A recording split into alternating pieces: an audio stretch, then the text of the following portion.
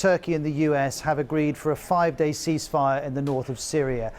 President Erdogan of Turkey, as you can see, met the US Vice-President Mike Pence earlier in Ankara. Let's hear from Mr. Pence. It will be a pause in military operations for 120 hours while the United States facilitates the withdrawal of YPG from the affected areas in the safe zone. And once that is completed, Turkey has agreed to a permanent ceasefire. Well, this offensive from the Turks began 11 days ago. They came across the border into Syria to target Kurdish militia. It began with airstrikes, but then very quickly involved troops too. This ceasefire would see Kurdish forces withdrawing, so a safe zone, to use the phrase that the Turks use, would be created. It's between the border between Turkey and Syria and this dotted line around 30 kilometers south. The idea being that in time, Syrian refugees in Turkey could be moved into that area. Now, Turkey's only agreed to stop fighting for 5 days. Nonetheless, Donald Trump is heralding the development.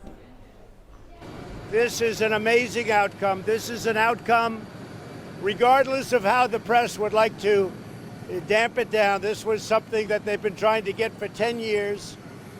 You would have lost millions and millions of lives. They couldn't get it without a little rough love, as I called it. I just put out. They needed a little bit of that at the beginning.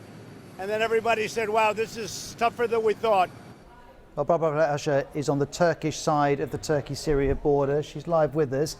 Barbara, the Turkey and the Americans are saying the Kurds will move, but will the Kurds move? Well, that's the big question, Roz. So Mr. Pence said that he had been in contact with the Kurdish militia, the YPG, and had been assured that they would participate in this, that they would go along with it. But we have not really got official confirmation of that. We're hearing reports that the head of the political wing of this outfit is saying, well, we actually don't know all the details of the agreement. We're going to wait until we know all the details before we respond. So that is something that is, of course, going to be crucial, and it would be seen as quite a defeat for the Kurdish militias. This is an area that they have been fighting for many years. They have been using it as a sort of heartland of their autonomous region, one that they've been able to set up in the recent years, have invested a lot in it. So it would be a big thing for them to pull back. But having said that, they are being squeezed on several different fronts. So we'll have to see how they take this agreement. And they've recently aligned with the Syrian military. So what's the Syrian government's view of this kind of plan? I think the Syrian government would want to know who is going to be in control of this safe zone. Now, the joint agreement didn't actually define what the territory would be. But President Erdogan has been talking about a strip of land 30 kilometers into Syria from Manbij to Iraq, he said, which is essentially the whole length of the Syrian-Turkish border, so if almost the whole length. So if that is the case, that would be a significant amount of land. And if Turkey thinks that it's going to administer it, that might be something that the Syrian government would not be particularly pleased with. Now, the joint agreement says that the Turkish forces will be responsible.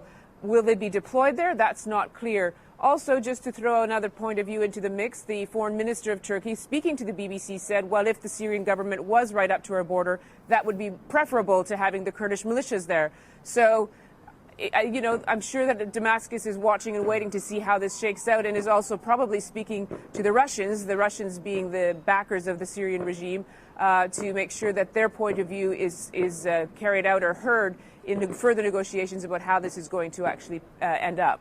And Barbara, just in the last minute we have, has all fighting for the moment on the ground already stopped? I can't say that, Roz. Well, I haven't got confirmation of that. There was pretty heavy fighting today in certain parts of the border, but we don't have any sort of official statement that the fighting has stopped. Presumably, it will shortly. Barbara, thank you very much indeed for taking us through it.